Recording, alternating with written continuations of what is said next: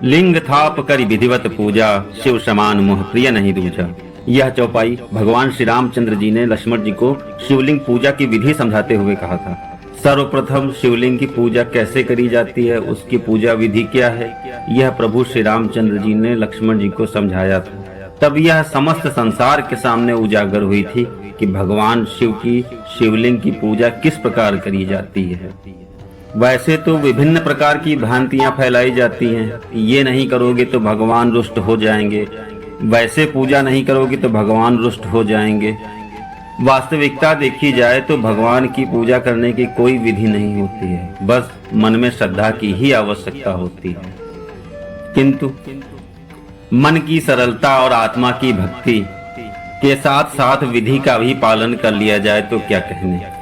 वैसे भगवान शिव तो स्वयं आशुतोष हैं, जो एक बेल पत्र से और 2 बूंद पानी से भी प्रसन्न हो जाते हैं। तो विधि का पालन न करने पर उनके दुष्ट होने की तो कहीं बात ही नहीं आती। किंतु भगवान शिव के लिंग में भगवान गणेश, भगवान कार्तिकेय, माता पार्वती, अशोक सुंदरी भी विराजमान होती हैं।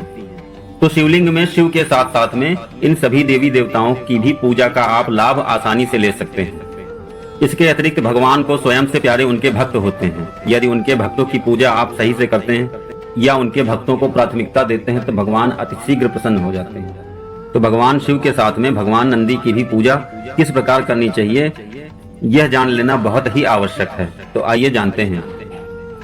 तो सर्वप्रथम जानते हैं कि शिवलिंग में किस तरफ अपना मुंह करके खड़े होते हैं। तो देखिए, जैसे ये शिवलिंग है तो शिवलिंग का जो मुख होता है वो हमेशा उत्तर की तरफ होता है। तो आप भी उसी दिशा में खड़े हो जाइए। कभी भी शिवलिंग के मुख के सामने खड़े होकर भगवान शिव को जल नहीं चढ़ाते हैं। आप इस दिशा में खड़े हो जाइए और इस दिशा से हाथ बढ़ा के भगवान शिव की शिवलिंग पे जल चढ़ाइए।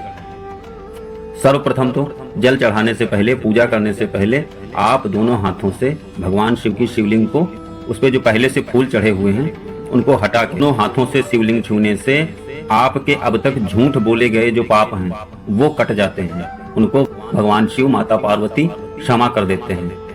शिवलिंग साफ करने के बाद में आप सर्वप्रथम दाईं ओर जल चढ़ाइए। दाईं ओर जल चढ़ाने का आशय यह है कि शिवलिंग के दाईं तरफ ये जितना भी स्थान दिख रहा है शिवलिंग के दाईं तरफ का, यह भगवान गणेश का होता है। यहाँ भगवान गणेश विराजमान होते हैं। तो सर्वप्रथम आप शिवलिंग के दाएं ओर, अपने भी दाएं ओर और शिवलिंग के भी दाएं ओर जल चढ़ाइए। उसके पश्चात आप शिवलिंग के बाईं ओर जल चढ़ाइए। बाईं ओर का जितना हिस्सा दिखता है, ऐसा नहीं है कि कोई एक छोटा सा स्थान है जहाँ पे आपको जल चढ़ाना है। आप दाईं ओर में कहीं भी चढ़ा सकते हैं। वह भगवान कार्तिकेय का स्थान होता है। तो दाईं ओर भगवान गणेश और बाईं ओर भगवान कार्तिकेय विराजमान होते हैं। इसके पश्चात जो बीच में एक छोटा सा स्थान दिखाई देता है, ये एक छोटा सा उठा हुआ स्थान शिवलिंग में बना होता है। यह माता अशोक सुंदरी का स्थान होता है। माता अशोक सुंदरी पे जल चढ़ा के आप सुख, सुविधा एवं वैभव प्राप्त करेंगे, मन में शांति आएगी। तो तीसरा, आप माता अशोक सुंदरी पे जल चढ़ाइए।